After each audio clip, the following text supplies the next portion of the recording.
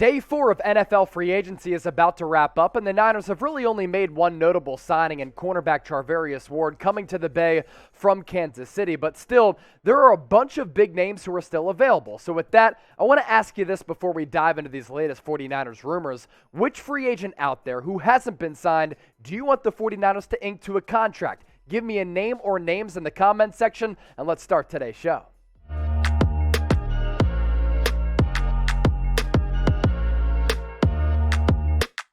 Well, this is for sure. The NFL never sleeps. Davante Adams has just been traded from the Green Bay Packers to the Las Vegas Raiders. Now, we'll touch on that briefly because of the Aaron Rodgers component to this and also get to the latest 49ers rumors. A combination of some rumors that are out there, but also questions that I've been asked by the faithful. So we start off with this blockbuster trade. Davante Adams going from the Packers to the Raiders to team back up with Derek Carr, his teammate in the collegiate ranks, because they both played at Fresno State.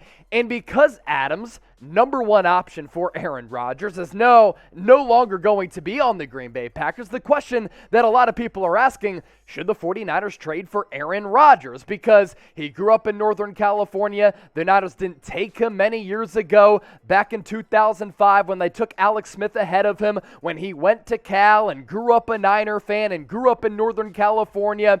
There's no way that Aaron Rodgers signed that monster contract extension with the Green Bay Packers worth $50 million per year, knowing that Davante Adams was not going to be on the team this upcoming year in 2022, and knowing that he would be traded to the Las Vegas Raiders. So now we're talking about a relationship between the Packers and Aaron Rodgers that wasn't on a good note back last year, as early as this past year, and Rodgers now no longer has a legitimate weapon on that offensive cast. Could he look to force a trade from the Green Bay Packers to a different organization and end up forcing a trade to the San Francisco 49ers, because that's the team that he grew up idolizing. That's the team that last year he thought about wanting to play for, and Kyle Shanahan had checked in with Matt LaFleur about the services and availability of Aaron Rodgers. Up to this point, I think the Niners have really backed up their thinking so far this offseason. They've made some moves that have been somewhat minor moves. They've restructured the cap on a couple of contracts. They signed Charvarius Ward.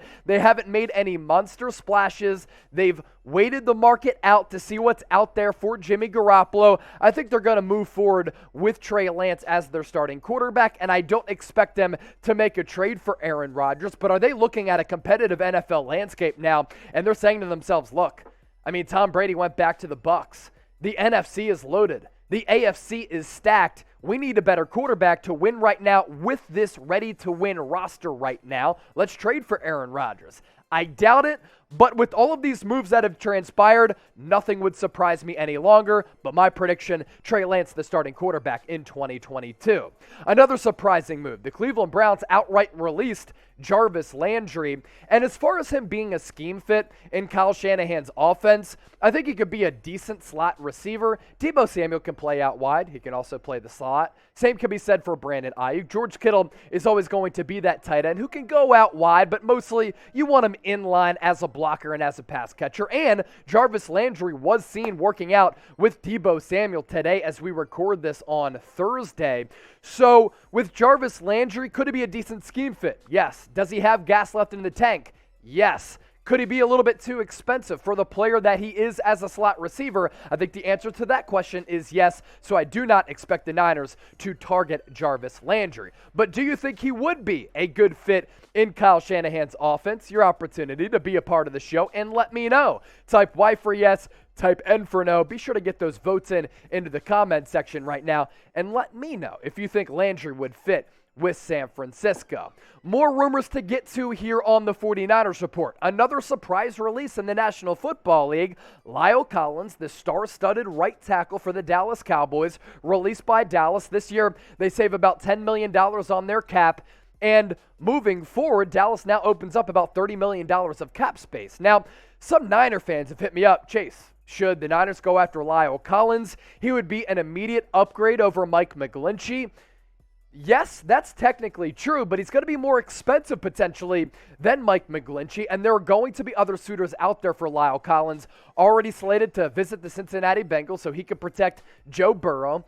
Going to visit with the New England Patriots potentially. And what do you know? The Miami Dolphins with Mike McDaniel expected to show interest in La'el Collins, one of the best tackles in the sport.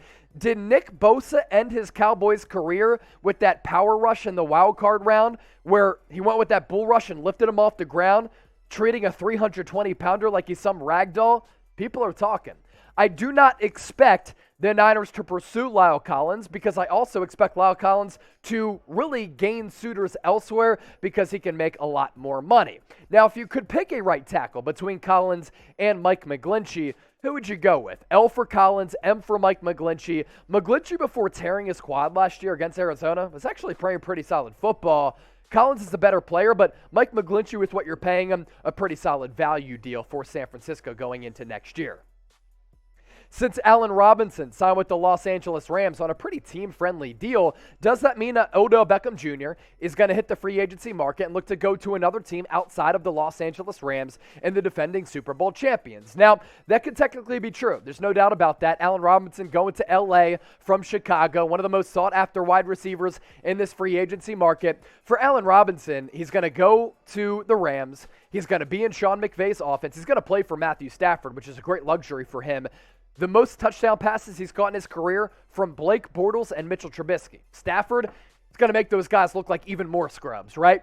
But there are reports out there that the Rams, even though they're signing Allen Robinson, still going to look to bring OBJ back. That right there, star-studded receiving core. Cooper Kupp, Robert Woods coming off the torn ACL, Allen Robinson, and OBJ if they do elect to bring him back. Allen Robinson going to the Rams, I do not think that leads to OBJ signing on with San Francisco. Now make sure you subscribe to the 49ers Report by Chat Sports as we approach 60,000 subscribers as the largest 49ers news and rumors channel here on YouTube. All week, we've been pushing out multiple videos per day, keeping you up to date with the latest 49ers news, signings, breaking news, and rumors. We're going to continue to do the same all year round. Hit that red subscribe button to join the faithful family here at Chat Sports.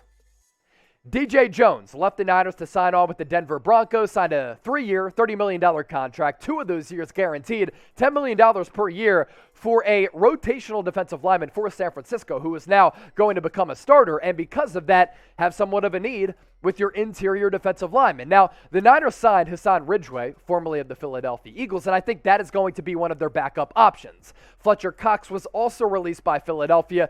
It's going to be far too expensive for the Niners to afford.